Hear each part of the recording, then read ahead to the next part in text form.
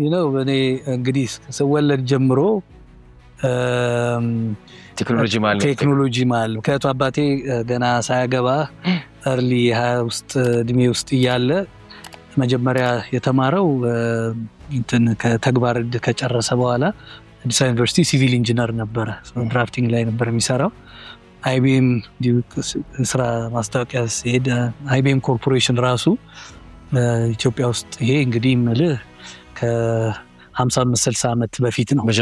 በጃንዌ ጊዜ ነውና የዛኔ እዛ አፕላይ አድርጎ በቴክኒካል ጥገና ተቀጠረ። እንግዲህ የዛኔ ማኑዋል ታይፕራይተሮች ትራንት ኮምፒውተርም አልነበረም።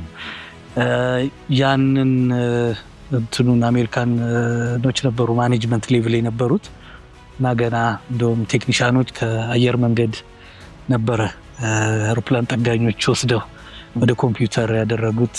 ትልቅ አቶ ኮመልቻ ኮምሳ የሚባሉ ሌሎች እንደ አቶ አበበ እነዚህ ትልቅ ኢንጂነሮች ከኢትዮጵያም ወጥተው ኬንያ ድረስ እየተጠሩ የሚጠግኑ ነበሩ።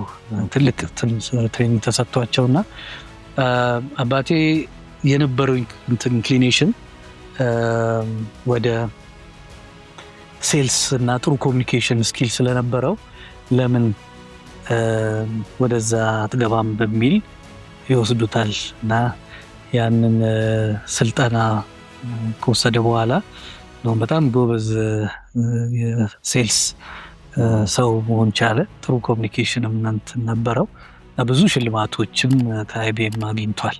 እና ከዛ በመቀጠል እንግዲህ ትዝ ይለኛል ትልቅ አሁን ያላየነው እነዚህ ትልቅ ኮርፖሬሽኖች የዛን ያደርጉ የነበረው ለሰራተኞች ላይ በጣም ኢንቨስት ያደርጉ ነበር።